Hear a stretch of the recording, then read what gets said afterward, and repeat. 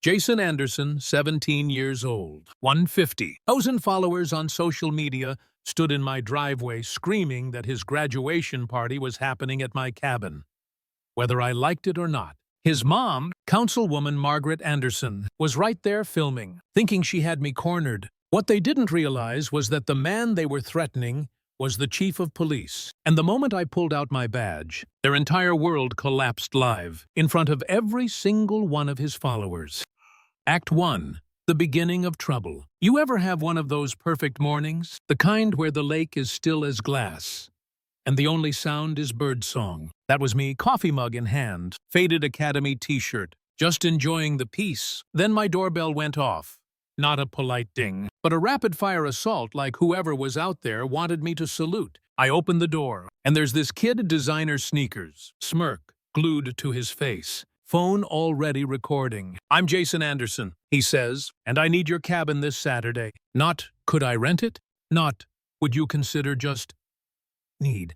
Like I was running a hotel for spoiled teenagers. Behind him, I see a black SUV worth more than my truck. Out steps his mom, Margaret, pressed blazer, designer bag, sunglasses that screamed power trip. "Good morning," she smiles, but her eyes don't. "I'm Councilwoman Anderson. We're prepared to discuss reasonable compensation." She pauses after the title, like I'm supposed to bow. Jason waves his phone like it's Excalibur. "I've got 100,000 followers. This would be incredible exposure for your property." I had to bite the inside of my cheek to keep from laughing. The entitlement was thick enough to choke on. I let them talk. Jason, babbling about his epic party. Margaret, bragging about how she could handle permits and zoning. They both looked so confident, so sure I was just some pushover in old jeans. And me, I smiled. Because sometimes the best lessons you let people teach themselves.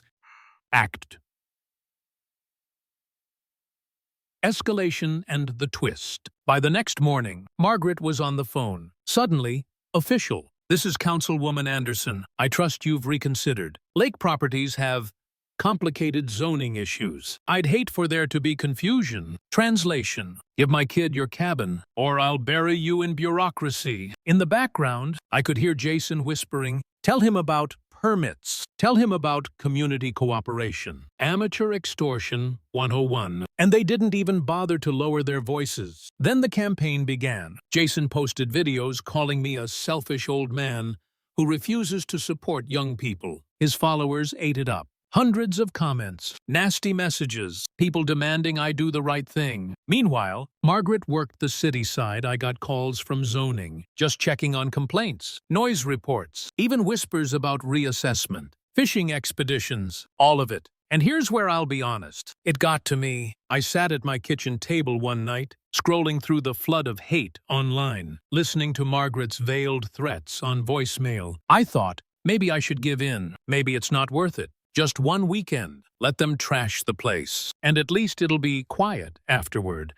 For a second, I really believed it. I imagined myself tearing up the lease, handing them the keys, walking away. Then Lena, my wife, slid a folder across the table. Inside, printouts of Jason's posts, call logs, recordings of Margaret's threats, every piece of arrogance, preserved. She looked me in the eye and said, "If you back down, what lesson does that teach our daughter? That a title and a follower count outrank the law." That hit me harder than any threat. So I made a choice. I wasn't going to cave. I was going to let them keep digging and make sure the hole was deep enough they couldn't climb out. And here's the twist. They documented everything themselves. Jason's live streams, Margaret's voicemails, even official-sounding letters, with her name splashed across the top. All I had to do was collect, organize, and wait. Act 3. The showdown. Saturday came like a storm. I was on the porch with my coffee when the black SUV rolled in, trailed by 2 cars full of teenagers, hanging out the windows with phones up like paparazzi. Jason hopped out first, camera in selfie mode. "Here we are, guys," he announced to his audience. The selfish cabin owner who refuses to help students. Then Margaret marched up, power suit, city council pin glinting in the sun, briefcase in hand. She dropped papers onto my porch table like she was holding a court session. "Mr. Taylor, she said loudly enough for the live stream to hear. This property will serve the community this Saturday. We can do this cooperatively or through other channels. Jason chimed in, smug. Either way, my party's happening here. Phones everywhere. Teenagers giggling. Margaret waving fake documents. Jason narrating for the mob online. They thought they had me cornered. I took a slow breath, reached into my pocket, and pulled out my badge. Chief Richard Taylor, I said, letting the words hang. Silence. The kind of silence where you could hear water lapping at the lake.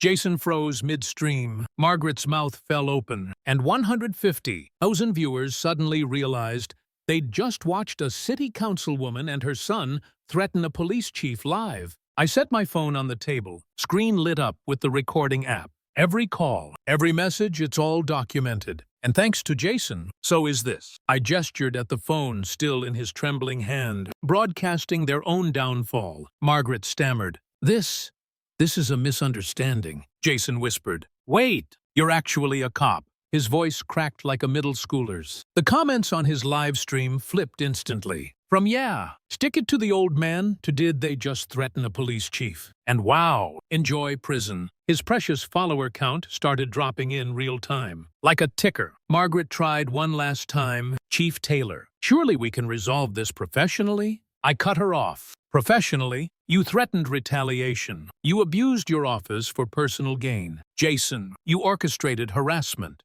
And you both documented it in front of the whole world. And just like that, the power dynamic shattered, ending within hours. The clip went viral nationwide. Margaret's career was over. Jason's influencer empire crumbled. And me, I didn't celebrate. I just closed the door, poured another cup of coffee, and enjoyed the silence of the lake. Because here's the truth. Entitlement might get you attention, but it never survives consequences.